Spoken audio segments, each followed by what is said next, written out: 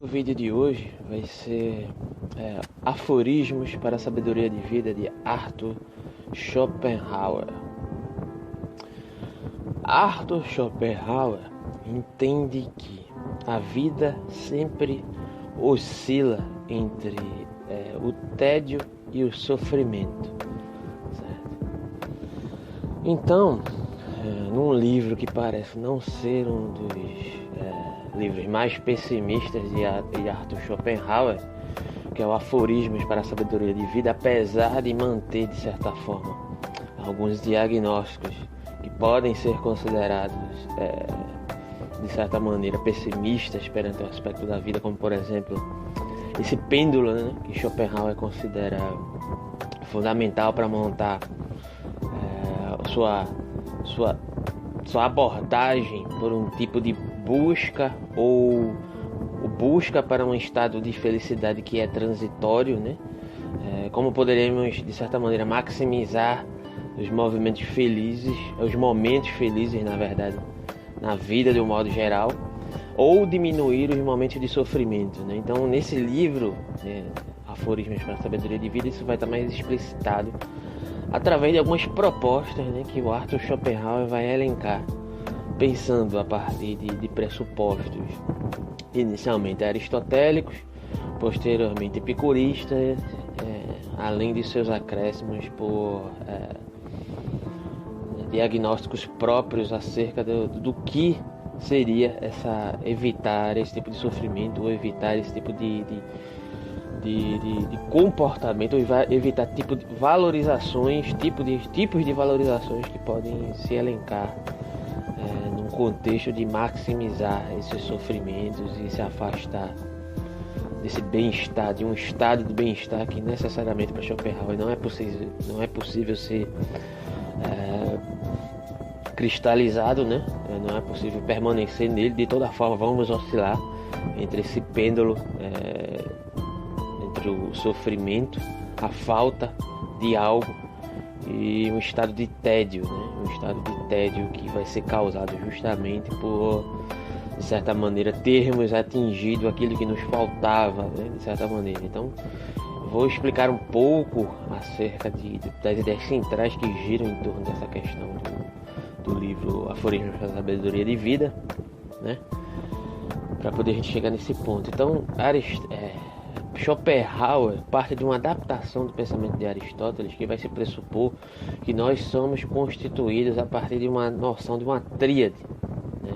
Somos constituídos a partir daquela questão daquilo que se é, né? Daquilo que nós somos para nós mesmos, ou seja, o nosso caráter, o nosso modo de ser, que vai partir de uma outra máxima de Schopenhauer, né, que vai dizer que só podemos ser nós mesmos quando estamos sozinhos, porque só quando estamos sozinhos é que de certa maneira poderíamos nos apresentar como nós somos. Isso faz parte aqui de uma certa reflexão que vai girar em torno dessa tríade, né, que é aquilo que se é inicialmente, aquilo que nós somos, o nosso caráter, o nosso modo interno de ser, no sentido daquilo que realmente sabemos que somos para nós mesmos, não de uma maneira fútil, mas de uma maneira que pode realmente nos constituir enquanto aquilo que somos, a nossa constituição corpórea também, que faz parte daquilo que somos, apesar de fazer parte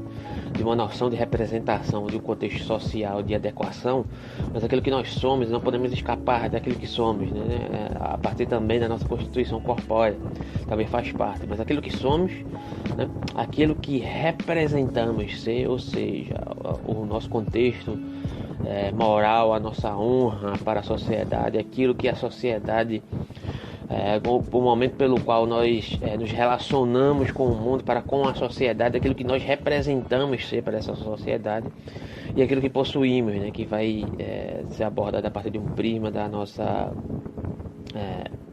nossas conquistas materiais, né? Então Schopenhauer vai dizer que há essa tríade, né? Essa tríade que vai constituir esse determinado diagnóstico a partir daquilo que nós pressupomos ser, certo? Do modo geral, mas aquilo que nós somos realmente só vai estar elencado lá na primeira opção que eu deleguei, é aquilo que nós realmente somos, não aquilo que representamos e nem aquilo que de certa maneira possuímos. Por quê? A partir do momento pelo qual, começar pela terceira opção, a partir do momento pelo qual o indivíduo passa a atribuir uma característica de felicidade objetivada a partir de uma constituição material, a partir de suas conquistas, essa constituição material, além de ser algo totalmente transitório, totalmente, como eu poderia dizer, improvável de eu dominar, eu não tenho como ter um controle muito direcionado sobre essa materialidade, apesar de eu poder buscar essa materialidade, apesar de eu poder conquistar essas coisas materiais, apesar de eu poder, de certa maneira, ter um controle em certos aspectos dessa conquista material, poder correr atrás disso. E aqui não estou querendo recriminar a quem, de certa forma, tenha isso como objetivo na vida, mas eu estou me fazendo falar através das palavras de Schopenhauer em Aforismos para a Sabedoria de Vida, tá? E aí você verifica se isso é válido na sua vida, se serve você aderir de certa forma esse ponto de vista ou não. Se não, tudo bem também, né? Mas enfim, o que Schopenhauer diz é que, de certa forma, essa materialidade, essa busca material acerca de uma suposta pressuposição de felicidade, ela tende, né, de certa maneira, a ser fracassada, porque de certa forma você fica escravo daquela constituição material, daquela abordagem, né, aquela postura, na verdade, perante a vida, de uma busca incessante material, que ela nunca se encerra, né? A partir do momento que você alcança uma determinada conquista material, você quer buscar outra, e a partir dela conquistar outra, e a partir dela conquistar outra. Isso nunca se encerra, tendo em vista que o seu estado de satisfação para consigo mesmo sempre vai estar delegado a uma escravidão de uma determinada conquista material, ao passo que você, ao não conseguir essas conquistas materiais, que por muitas vezes não são possíveis de acordo com nossas limitações sociais dentro desse contexto social, você vai ter uma tendência a se sentir frustrado. E tendo em vista aquela balança no início, que eu citei, né, que é a balança da vida, que Schopenhauer entende que sempre vai haver uma oscilação entre a falta, o sofrimento e o tédio de possuir aquilo que se busca, né? Você vai ter uma tendência muito maior a estar direcionado aos extremos dessa balança do que no caso das outras questões aqui, né, que vão ser abordadas, apesar da constituição da representação e também, de certo modo, não na terceira opção, mas a segunda opção da representação, ela também vai estar delegada a essa balança. Por quê?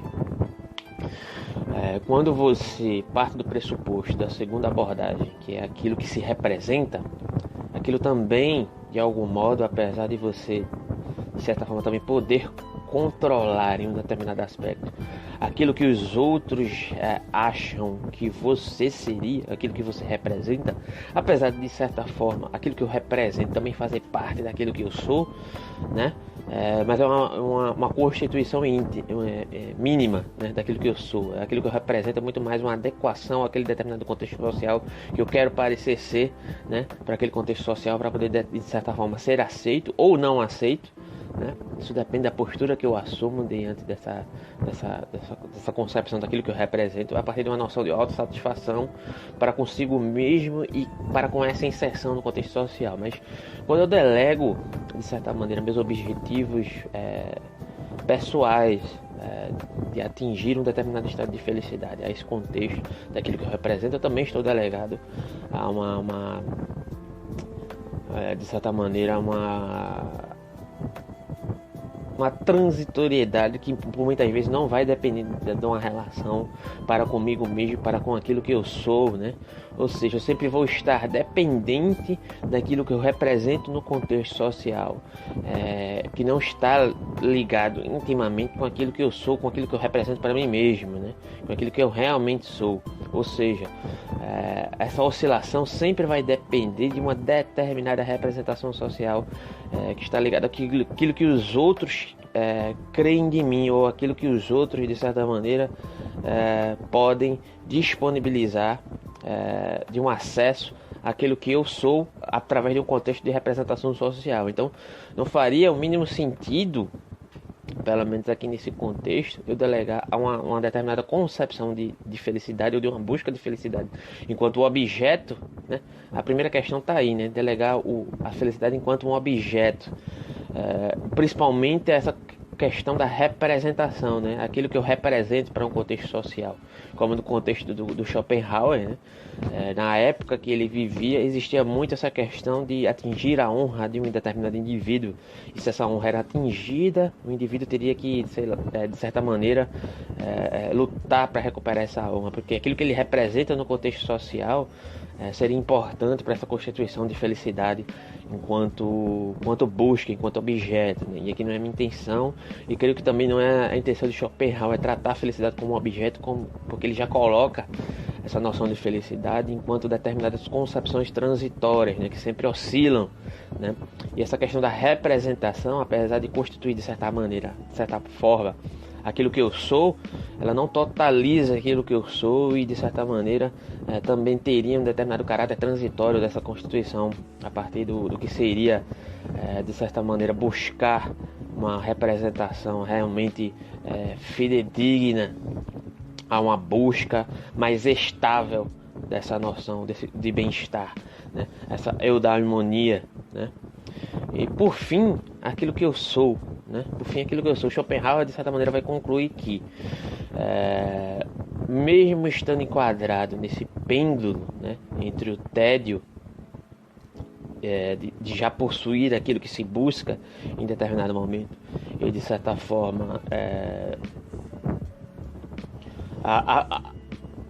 o sofrimento, né, a falta, né, a partir daquilo que eu busco ter, sejam as questões mais essenciais, né, essenciais e naturais, ou não essenciais e não naturais, certo? Ou nem essenciais e nem naturais, como sugeriu Epicuro aqui, como eu falei. Schopenhauer também vai partir dessa reflexão. Por mais, de certa forma, que a vida já esteja enquadrada nesse pêndulo, segundo o diagnóstico de Schopenhauer, mesmo que eu esteja no topo da camada social enquanto representação de uma totalização dos aspectos materiais, no topo de uma determinada camada social que me traga uma determinada representação adequada daquilo que eu gostaria de ser, daquilo que eu representasse naquele contexto social, eu ainda assim vou tender a um outro extremo dessa noção, desse contexto de inclusão na vida, que é o extremo do tédio. Ou seja, por mais que eu, de certa maneira, satisfaça os meus quereres a partir de uma totalização dessas noções materiais e noções de honra, ao chegar no topo dessa camada eu vou ser tomado pelo tédio. E aí, de certa maneira, me traz a questão, o tédio é uma melancolia extrema, né? Por não haver mais um objetivo a ser alcançado, porque o ser humano, de certa maneira, ele se constitui dessa forma para Schopenhauer. Então, o que é que acontece? Isso me vem à mente vários indivíduos que estavam lá no topo da camada social e que se suicidaram, porque não encontravam mais um sentido na vida, seja lá por qual motivo for, né? Então, muitas vezes o indivíduo está lá na mais baixa camada do aspecto social, que diante desse contexto, né, de possuir um determinado legado material, uma determinada honra social, ele crê que no objetivo, na ascensão, na transição desse sair debaixo da camada para o topo da camada, isso vai trazer uma satisfação, isso vai trazer mais felicidade para ele. Só que para Schopenhauer não é isso que acontece, né? Por muitas vezes o indivíduo tem uma tendência a sair do material, uma determinada honra social. Ele crê que no objetivo, na ascensão, na transição desse sair debaixo da camada para o topo da camada, isso vai trazer uma satisfação, isso vai trazer mais felicidade para ele. Só que para Schopenhauer não é isso que acontece, né? Por muitas vezes o indivíduo tem uma tendência a sair, a fazer essa transição de um extremo para o outro, ele vai ser tomado por um outro tipo de malefício, certo? Ele vai ser um malefício do tédio, ou seja, ele não vai ter mais um objetivo. Então, para Schopenhauer, de certa maneira, você teria que administrar, estar meio que tentar, pelo menos durante a vida, estar no meio dessa camada aí. Nem um extremo e nem no outro, mas lógico que durante a vida você vai ser jogado muito mais para um extremo do que para o outro em determinado momento da sua vida. né? E aprender a lidar com essa questão estaria necessariamente ligada à constituição de um apego àquilo que realmente se é, que é aquilo que você não vai conseguir escapar durante a sua vida inteira, que é de você mesmo, da sua própria constituição, da sua própria representação de si, do seu próprio entendimento ou consciência, se é que podemos chamar assim, de si, né? Ao seu apego a si mesmo, né? Que só isso é que não pode ser transitório, independentemente de a honra é transitória, uma concepção de honra do contexto social é transitório, aquilo que os outros representam daquilo que você é no contexto social é transitório e não necessariamente pode corresponder com aquilo que se é, com a ideia que você tem de si mesmo, né? Por mais que talvez você descubra que a ideia que você tem de si mesmo ela pode estar um pouco deslocada, né? Mas ainda assim, a sua autopercepção, o seu olhar para si mesmo enquanto você faz parte daquilo que você é, né? Por mais equivocado que é. E é isso que importa, é isso que não passa, é isso que não é transitório, é isso que não está delegado de certa maneira, a uma transitoriedade, a uma oscilação, como esses dois outros aspectos estariam, né? Então vale a pena a reflexão, né? A partir desse contexto. Será que, por muitas vezes, nas nossas vidas, estamos, de certa maneira, nos debruçando a uma suposta objetivação de uma noção de felicidade, a outro dos aspectos que não estão delegados àquilo que nós mesmos deveríamos dar prioridade, né? Que seria realmente aquilo que nós somos, aquilo que nós representamos para nós mesmos, ou de certa forma estamos tão ligados a determinadas expectativas que estão fora de nós mesmos, no sentido de estar apegados e sequer conseguir enxergar o quanto estamos apegados àquilo que nós representamos no contexto social, ou a uma determinada acumulação de bens materiais, que nós não conseguimos ver e olhar para nós mesmos o quanto mais honesto seria para conosco nos apegarmos àquilo que de certa forma não é transitório, que é aquilo que nós representamos para nós mesmos, aquilo que somos, né? Até que ponto seria interessante fazer essa reflexão? Então fica para ir para cada um, né? Porque isso não é uma forma, isso é uma provocação. É muito interessante o que Schopenhauer faz, para muitas vezes, como nós nos sentimos frustrados em relação àquilo que somos, e por muitas vezes essa frustração ela pode não estar ligada àquilo que realmente nós somos, mas àquilo que de certa forma vem agregado ao contexto social do modo geral, né?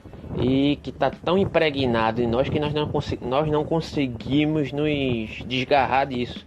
E terminamos por nos sentirmos pequenos, nos sentimos insatisfeitos, muitas vezes até depressivos, certo? Melancólicos, porque não temos a possibilidade ou não conseguimos olhar para nós mesmos enquanto aquilo realmente que somos, mas só através daquilo que nos é representado, ou através de uma determinada constituição material acerca daquilo que é elencado como valor no contexto social, né? Então não é uma obrigatoriedade, segue quem quer, de certa maneira, esse diagnóstico, né? Mas eu acho que é interessante para repensar determinadas posturas perante o contexto da ambientação social, certo?